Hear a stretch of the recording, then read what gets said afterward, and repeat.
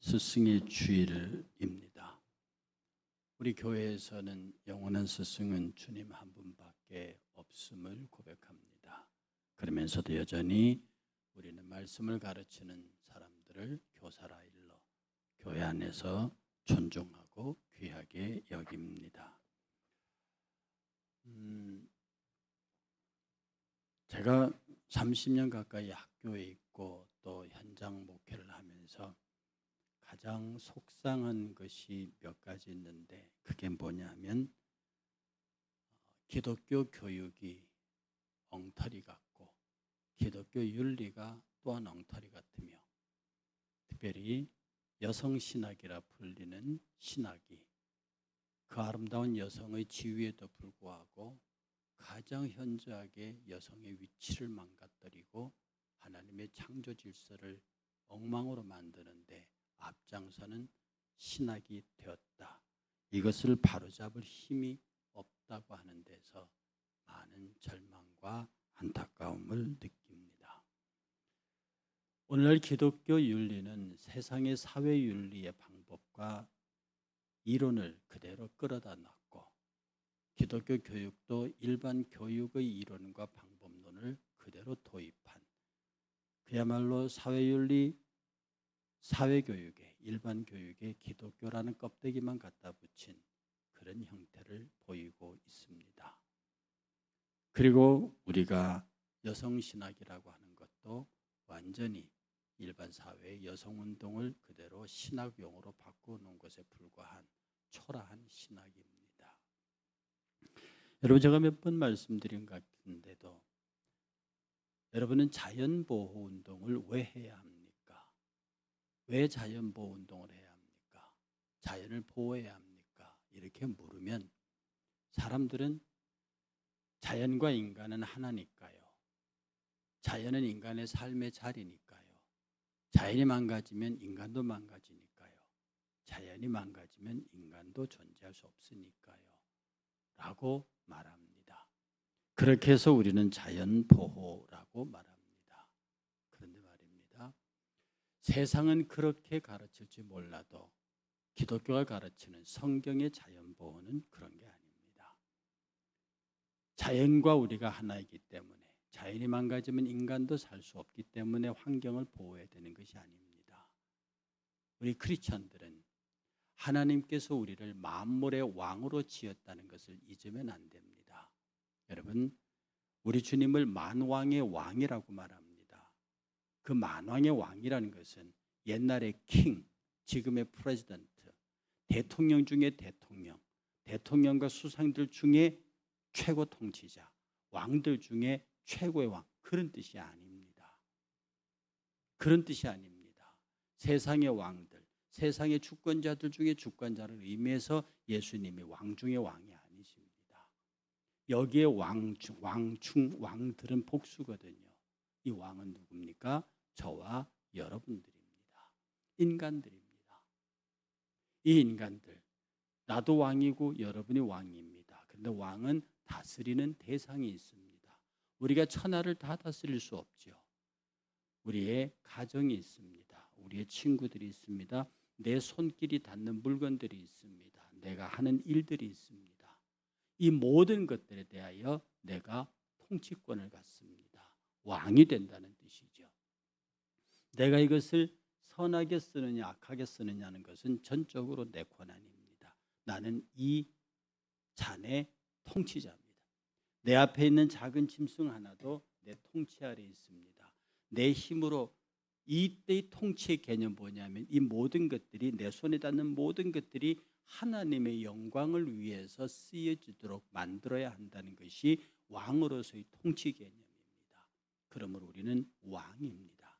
하나님께서 창조하셔서 모든 물건을 인간에게 주셨습니다. 너희는 생육하고 번성하여 땅에 충만해서 그들을 다스리라 그랬습니다. 우리는 만물을 다스릴 권세가 우리에게 있습니다. 우리는 만물의 왕입니다. 만물의 왕은 예수님이 아닙니다. 하나님이 아닙니다. 만물의 왕은 우리예요. 그런데 우리가 접촉할 수 있는 만물은 지극히 제한적입니다. 여러분 각자에게 다스릴 영역이 주어져 있다고요. 이 모든 사람들이 세계에 흩어져서 하나님이 창조하신 만물을 다스립니다. 우리는 지극히 작은 어떤 분야를 다스리는 왕입니다. 이 왕의 최고의 책무는 뭐냐? 내 손에 닿는 내 통치 아래는 모든 것들을 다 하나님의 영광으로 나아가게 하는 겁니다. 만물은 반드시 인간을 통해서만 하나님께 영광을 돌릴 수 있습니다. 이 컵도 무생물입니다. 무생물은 선악간 중립입니다. 이 컵이 하나님의 영광의 도가 되느냐 안 되느냐는 것은 이 컵의 통치자인 내 손에 달려 있습니다. 내가 이것을 사람을 죽이는 독배로 쓰면 이 잔은 저주받은 겁니다. 내가 이 잔을 사람에게 살리는 물을 제공하는 선한 욕으로 쓰면 이 잔은 하나님의 영광의 도구가 되는 겁니다. 모든 피조 세계의 피조물, 내 손길에 닿는 모든 것들이 다 하나님의 영광을 위해서 쓰이도록 만드는 것, 이것이 바로 하나님 앞에 내가 만물의 왕으로 존재하는 이유입니다. 그러면 기독교 윤리는 뭡니까? 기독교 윤리는 하나님의 창조 질서입니다. 만물을 만물답게 하는 거예요. 컵을 컵답게 하고 종을 종답게 하고 책을 책답게 하고 사람을 사람답게 하는, 이게 기독교 윤리입니다.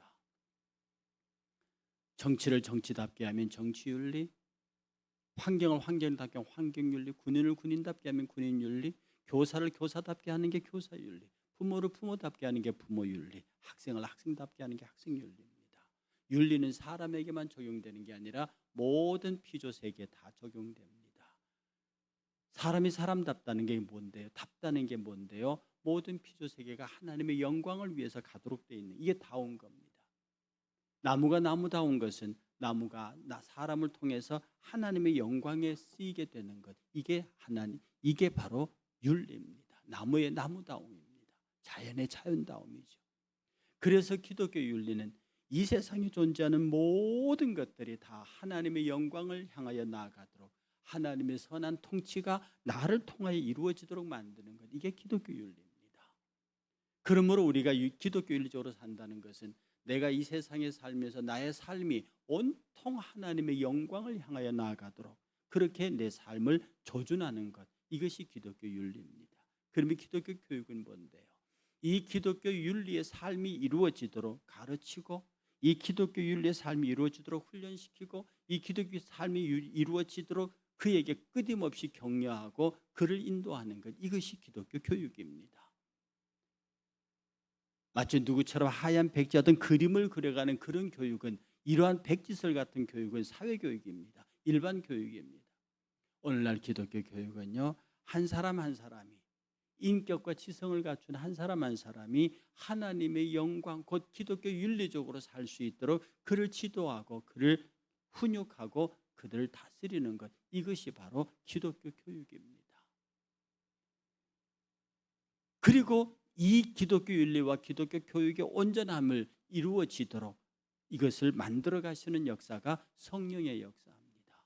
그러므로 교회는 성령의 역사 아래서 하나님의 영광, 곧 기독교 윤리를 위하여 하나님의 사람을 제대로 교육시켜 가르쳐내는 것, 기독교 교육이 바로 이루어지는 것이 바로 교회 안에서의 디다케, 교회 안에서의 교육입니다. 그러므로 우리는 스스로 잘 살펴봐야 합니다. 정말 우리 교회가, 우리 일상교회를 포함한 이 땅에 있는 교회가 하나님의 윤리, 하나님의 창조 질서를 온전히 이루기 위해서 제대로 된 기독교 교육, 정말로 하나님의 영광을 드러내는, 그리고 사람을 사람답게 만드는 그런 교육을 시행하고 있는가 하는 데서 깊이 묵상하고 이 잘못된 점들을 바로잡아야 합니다. 6절을 보세요. 그들이 모였을 때에 예수께 여쭈어 이르되 주께서 이스라엘 나라를 회복하심이 이때입니까? 라고 묻습니다. 부활하신 예수님이 제자들을 다 불러 모았습니다. 제자들이 긴장했습니다. 이제 무슨 일이 있으려는가 보다. 분명히 부활하신 주님은 우리의 메시아가 맞는데 그렇게 예수님이 기적과 역사와 이사를 보이면서까지 하나님의 나라를 가르쳤는데 마지막에 예수님이 그들을 다 모았을 때 그들이 눈을 반짝이면서 예수께 묻습니다. 이제 헤롯궁으로 쳐들어갈까요? 이제 로마와 싸울 때가 됐다는 뜻입니까? 이제 우리의 정말로 메시아로서 우리의 지도자가 되시겠습니까? 그때입니까? 지금입니까? 여기서 시작할까요? 라고 묻고 있습니다. 오늘 우리가요, 제대로 신앙교육, 제대로 하나님의 윤리와 하나님의 교육, 기독교 윤리와 기독교 교육에 대한 제대로 된 이해가 없으면 모든 것들을 자기 중심으로 몰고 갑니다. 자기가 원하는 것들을 이루기 위해서 교회를 이용하게 된다는 뜻이죠. 예수님이 그들에게 말을 정면으로 받습니다. 때와 기한은 너희의 알 바 아니다. 너희가 알 수도 없고 알아서도 안 되고 알아채지도 않는다. 이 예루살렘을 회복하고 이스라엘을 회복하고 정말로 다윗의 왕국인 너희들이 말하는 온 천하 다윗 왕국을 재건하는 일은 그것은 너희의 일이 아니다. 그건 너희의 생각도 아니다. 너희에게 주어진 일도 아니다. 오늘 하나님께서 우리에게 주신 모든 일들은 다 달리 있다는 겁니다. 이 때와 시기는 하나님이 정하신 것이고 이것은 하나님이 결정할 것이고 너희들은 알 바가 아니다. 그리고 하나님 예수께서 그들에게 던지는 두 개의 메시지가 있습니다. 오직 너희에게 성령이 임하시면 너희가 권능을 받고 땅 끝까지 이르러 내 증인이 되라. 네 가지의 말이 등장합니다. 성령을 받아라. 그 다음에 권능을 받아라. 땅 끝까지 가라. 그리고 증인이 되라. 이 네 가지를 제자들에게 명령합니다. 여러분, 이 네 가지가 기독교 교육의 핵심입니다. 교회에서 가르쳐야 할 핵심적인 내용이라 첫 번째 내용이 뭐냐면 성령 임함입니다. 성령 받음입니다.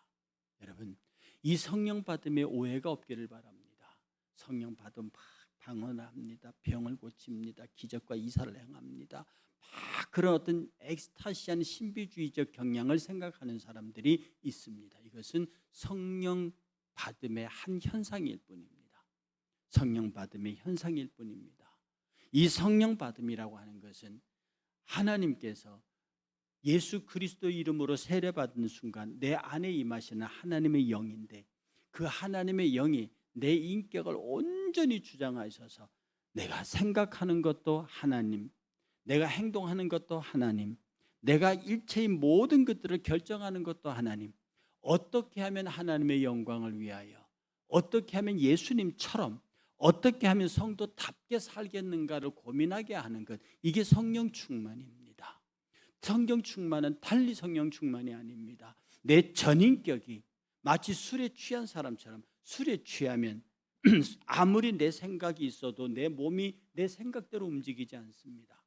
더 이상 내가 나를 컨트롤할 수 없다는 뜻입니다. 내 생각은 있는데 내 몸이 내 생각대로 움직여주지 않습니다. 이것이 술에 취한 상태입니다. 성령에 취한 상태는 내 생각도 살아있습니다. 내 의지도 살아있다고요. 그런데 내 몸이, 내 활동이 그렇게 움직여주지 않습니다. 성령이라고 하는 힘에 이끌려 내가 살게 된다는 뜻입니다. 그러므로 성령 충만이라고 하는 것은 내가 오직 하나님의 영광을 위해서 살겠다는 생각으로 사로잡혀 있는 사람, 그리고 어떤 판단을 하든 어떤 결정을 하든 무슨 일을 하든지 간에 예수라면 어떻게 했을 것인가, 예수님이라면 어떻게 했을 것인가, 이것을 질문하고 그 질문에 따르는 양심적인 대답을 가지고 행하는 사람들, 이것이 바로 성령 충만입니다. 그래서 성령 충만한 사람은 기도할 수밖에 없는 거예요. 성령 충만한 사람은 말씀에 매일 수밖에 없는 거예요. 성령 충만한 사람은 겸손할 수밖에 없는 거예요. 성령 충만한 사람은 사랑할 수밖에 없는 거예요. 성령 충만한 사람은 다른 사람을 보다 남을 낮게 여길 수밖에 없는 거예요. 왜? 예수님이 그랬고 말씀이 그랬고 성령이 전인격적으로 나를 사로잡으면 말씀과 예수를 따라가게 만들어서 그래요. 그러니 성령 충만한 사람이 기도하지 아니할 수 없고 성령 충만한 사람이 사랑하지 아니할 수 없고 성령 충만한 사람이 겸손하지 아니할 수 없습니다. 이렇게 성령 충만함의 출발점이 교사됨의 시작입니다. 교사에게서 성령 임재가 없으면 그는 세상의 교사가 됩니다. 교회란 이름을 갖다 놓고 세상의 교육과 윤리를 갖다 붙일 것입니다. 세상에서 아이들을 가르치는 방법으로 학생들을 교회에서 가르칠 거라고요. 그는 세상의 훌륭한 교사인지 몰라도 성령의 교사는 되지 못합니다. 성령의 충만을 받고 두 번째, 성령이 너희가 권능을 받으래요. 이 권능은 교사로서의 능력입니다. 하나님의 사람으로의 능력입니다. 감히 세상이 그를 이길 수 없는 하나님의 파워예요. 힘 있는 교사여야 합니다. 힘없는 정의는 무익합니다. 힘없는 사랑은 의미 없습니다. 사랑에도 힘이 있어야 하고 정의에도 힘이 있어야 합니다. 오늘 기독교 교육의 핵심은 힘 있는 교육입니다. 그 힘은 성령의 임재가 주시는 우리들의 각종 은사와 달란트들입니다. 어떤 사람은 이런 능력을, 어떤 사람은 저런 능력을 교육에서 발휘합니다. 누구는 탁월한 언변을 갖습니다. 누구는 탁월한 지성을 갖습니다. 누구는 탁월한 체력을 갖습니다. 이런저런 것들이 합쳐져서 그 사람에게 그것이 성령의 도구로 쓰임받습니다. 교회 안에서 많은 능력 있는 교사들을 만들어내야 합니다. 그것은 단순히 훈련으로 만들어지는 교사들이 아닙니다. 성령의 임재를 받고 그 성령의 임재를 통해서 내가 하나님 앞에 온전히 내어드릴 수 있는 도구가 되는 것, 바로 이것이 능력 있는 사람입니다. 여러분, 능력은 말입니다, 전도를 많이 한다고 능력 있는 게 아닙니다. 설교를 잘한다고 능력 있는 게 아닙니다. 말씀을 잘 가르친다고 능력 있는 게 아닙니다. 세상은 그렇게 말합니다. 세상에는 일타 강사가 있습니다. 세상에는 탁월한 능력을 가진 사람들이 있습니다. 그런 사람들이 스타로 박수를 받습니다. 그러나 교회의 능력자는 그런 능력자가 아닙니다. 교회의 능력자는 늘 나는 부족하다고 고백하는 사람입니다. 나는 허물이 많다고 고백하는 사람입니다. 나는 죄가 많다고 고백하는 사람입니다. 이런 교회의 능력자들은 주께서 나를 통하여 말씀하시기를 원합니다. 이런 사람이 말씀의 능력자입니다. 주께서 나를 통해서 사랑을 나타내시기를 원합니다. 이런 사람이 사랑의 능력자입니다. 이런 사람이 사랑의 원자탄입니다. 주께서 나를 통해서 많은 사람들의 질병이 고쳐지기를 원합니다. 이런 사람이 치유의 능력자들입니다. 기독교의 능력은요, 하나님께서 나를 통하여 당신의 능력을 나타내시도록 나를 온전히 내어드리는 것, 이게 능력 있는 사람입니다. 이게 능력 있는 사람입니다. 기도 못해도 괜찮습니다. 찬송 못해도 괜찮습니다. 말씀을 잘 가르치지 못해도 괜찮습니다. 중요한 것은 그것이 아니라 내가 하나님 앞에 온전히 드려진 도구인가를 살펴야 합니다. 내가 하나님 앞에 도구로 온전히 드려졌으면 내가 무슨 말을 할까 염려하지 않아도 됩니다. 왜? 주께서 나를 통하여 말씀하시기 때문입니다. 내가 죄를 할 수 있을까 못할까 염려할 필요가 없습니다. 그 일을 주께서 원하시면 당신이 나를 통해서 하실 것이기 때문입니다. 그러면 내가 하나님 앞에 내 자신을 온전히 드려졌느냐 안 드려졌느냐가 능력의 척도지, 내가 무엇을 할 수 있느냐 없느냐의 문제는 아닙니다. 베드로 보십시오. 얼마나 능력 있는 사람이었습니까? 예수 앞에 신앙 고백해서 천국 열쇠를 받은 사람입니다. 교회의 기초가 된 사람입니다. 과감한 신앙 고백으로 용기를 가지고 칼을 빼서 대제사장 말고의 귀를 잘라버린 사람입니다. 이런 사람의 마지막 귀결이 언제 뭡니까? 예수 배반이었습니다. 맹세하고 저주하면서 예수를 부인해버린 사람입니다. 그러나 그가 오순절 성령 받은 이후에 그는 어떻게 바뀝니까? 세상이 그를 감당할 수 없습니다. 그는 십자가를 거꾸로 치고까지 겸손한 삶을 살았습니다. 그러나 이 베드로의 말에 대항할 사람이 없었습니다. 베드로의 능력에 맞설 자가 없었습니다. 베드로는 하나님 앞에 온전히 헌신한 사람입니다. 그는 우리가 술에 취하는 것이 아니었다, 우리는 지금 성령에 취하였다고 고백했던 사람입니다. 기독교 교육은 바로 성령 임재를 통해서 그에게 하나님의 능력이 나타나도록 그를 온전히 드리는 그런 능력의 사람으로 바꾸는 것, 이것이 기독교 교육의 두 번째 조건입니다. 요소 마지 세 번째가 뭐냐면 보내는 일입니다. 예루살렘과 유대와 사마리아와 땅끝까지 가는 일입니다. 교육은 실제의 발자국으로 교실 안에서만 이루어지는 게 아니라 우리의 발걸음을 통해서 이것이 필요한 현장으로 끌고 가는 것입니다. 단순히 본을 보여주는 것만으로 가능하지 않고 훈련하는 것만으로 가능하지 않습니다. 나와 더불어 성령과 함께 교회 교육을 받는 사람들을 믿음의 현장으로 끌고 가는 일입니다. 그들은 선교의 현장이 있어야 합니다. 그들은 전도의 현장이 있어야 합니다. 그들은 복음을 위해서 일어나는 모든 삶의 현장에 그들이 있어야 합니다. 이것이 성령 충만하여 능력 있는 사람들의 행보입니다. 갇혀 있으면 주님이 흩으십니다. 성령이 맺습니다. 예루살렘 교회가 꽁꽁 묻혀서 예루살렘 공동체를 만들어서 그 안에서 유무상통하며 자기들끼리 지냈습니다. 주님의 결정은 뭐였습니까? 로마 장군 디도였습니다. AD 70년 로마 장군 디도를 예루살렘에 보내서 예루살렘 성을 박살을 내버립니다. 그리고 온 이스라엘 세계로 흩어버리셨다고요. 우리는 모여서 기도해야 합니다. 모여서 훈련해야 합니다. 모여서 하나님의 사람을 확인해야 합니다. 그 다음에 흩어져야 합니다. 땅끝까지 가야 합니다. 늘 말씀드린 대로 지구는 둥그니까 자꾸 걸어 나가면 내가 서 있는 자리입니다. 내가 서 있는 자리가 땅끝입니다. 어디든지 가도록 내가 가는 자리가 땅끝입니다. 그곳에서 예수의 증인의 삶을 살아야 한다는 거죠. 본문의 끝부분이 증인이 되라는 겁니다. 땅끝까지 가서 네 삶의 자리에서 뭐 하라는 거예요? 증인을 삶. 네가 증인이 되라. 증인은 보아야 합니다. 증인은 들어야 합니다. 증인은 느껴야 합니다. 실질적인 오감의 체험을 가진 자만이 증인이 될 수 있습니다. 그렇게 생각합니다. 증인일 수 없습니다. 그럴 것입니다. 증인이 아닙니다. 증인은 나는 보았습니다. 나는 들었습니다. 나는 그것을 만져서 확인했습니다. 내 오감이 이 일이 사실입니다라고 고백하는 사람. 오늘 성령에 충만한 사람, 성령의 능력을 보유한 사람, 그리고 땅끝까지 가는 사람의 그 사람의 마지막 땅끝까지 가는 목적이 뭐냐? 예수 증인입니다. 나는 성령님을 만났습니다. 나는 성령을 받았습니다. 성령의 능력을 소유했습니다. 나는 그 성령의 실천을 위해서 지금 이 자리에 있습니다. 내가 그 증인입니다. 오늘 예수 그리스도의 복음에 관하여 과감하게 내가 증인이라고 고백할 수 있는 것. 내가 주님 앞에 살아있는 증인입니다. 예수 부활의 증인입니다. 예수 십자가의 증인입니다. 천국의 증인입니다. 심판과 부활의 증인입니다. 내가 증인이라고 말할 수 있는 것. 이미 성령께서는 여러분들에게 임하실 순간에 이 모든 것들의 증인이라고 말했습니다. 너희는 가서 모든 족속으로 제자를 삼아 아버지와 아들과 성령의 이름으로 세례를 주고 내가 너에게 분부한 모든 것들을 가르쳐 지키게 하라. 너희들은 증인이라 그랬습니다. 이 증인은 여러분이 예수 그리스도 안에서 이미 성령을 통해서 마음으로 확신으로 주신 것입니다. 믿음으로 얻는 것입니다. 이 증인은 믿음으로 얻는 겁니다.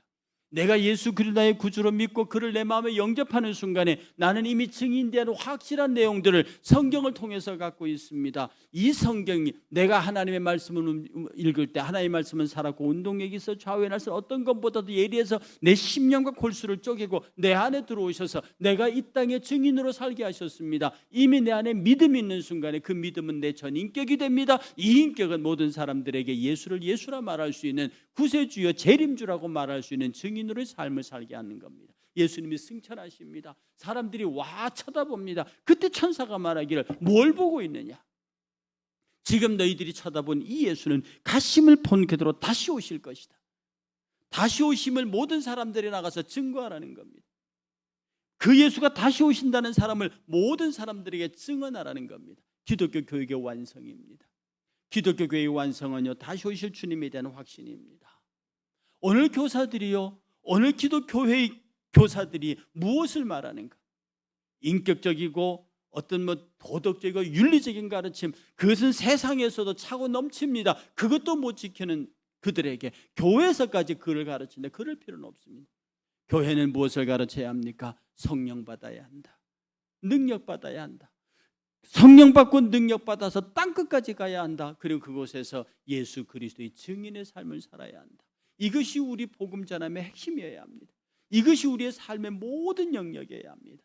예수님의 말씀했습니다. 내가 이제 가서 너를 위해서 너희 몸을 집을 지을 다음에 내가 다시 와서 너를 데리고 가겠다. 이 위대한 약속을 하시고 가셨습니다. 우리는 지금 그 약속의 기다림에 있는 사람들입니다. 그 약속이 실현될 것이라고 믿고 지금 우리의 신앙생활을 하는 사람들입니다. 비유하면 이런 겁니다. 예를 들어서 내가 미국 시민권자와 결혼했습니다. 내 신랑이 미국에서 건너와서 결혼했습니다. 그리고 내게 말합니다. 내가 먼저 미국 가서 당신이 와서 살 수 있는 집과 환경을 다 만들어 놓고 당신을 데리러 올 것이요. 그동안에 내 부모를 부탁합니다. 그동안에 내 형제와 내 동생과 내 동생들을 부탁합니다. 그동안에 우리 집을 부탁합니다. 그러고 갔습니다. 그리고 다 준비된 다음에 신랑이 돌아왔습니다. 신랑의 말대로 잘하고 있으면 그녀는 영광을 얻을 것입니다. 가족들과 함께 신랑이 준비한 나라로 갈 것입니다. 그런데 그때를 참지 못해서 세상 말로 바람을 피웠습니다. 집안 관리를 엉망으로 했습니다. 그가 돌아왔을 때 내려질 처분이 어떤 것이겠습니까? 오늘 우리 주님 예수께서는 우리의 영적 신랑이 되셨습니다. 그리고 그분이 가셔서 말씀하시기를 너희 처소가 완성되면 내가 오겠다고 말했습니다. 그의 약속입니다. 그가 우리에게 부탁한 것이 무엇입니까? 내 교회를 부탁한다. 내 교회를 부탁한다. 내 사랑의 증인이 되라. 그리고 당신이 다시 오실 것을 약속하고 갔습니다. 우리는 부지런히 이것을 가르쳐야 합니다. 부지런히 이 주의 명령을 지켜야 합니다. 그리고 다시 오실 주님에 대한 간절함을 가지고 기름 떨어지지 않도록 기름을 준비하고 기다리는 슬기로운 처녀처럼 있어야 합니다. 오늘 스승의 주일을 지나가면서요. 그리고 우리 모두가 교회 교육을 받는 사람이야 하는 사람으로서 여러분은 스스로 마음속에 깊이 생각해야 합니다. 나는 성령의 사람인가? 나는 능력의 사람인가? 나는 내 삶의 자리에서 증인이 되고 있는가? 오늘 이 귀한 주님의 당부를 통해서 하나님, 내가 능력 있는 주의 사명자로서 예수의 증인으로 땅끝까지 갈 수 있는 예수의 신부가 되게 해 주옵소서. 이 귀한 고백이 우리 모두에게 있기를 주의 이름으로 축복합니다. 다 같이 일어나셔서 찬송가 180장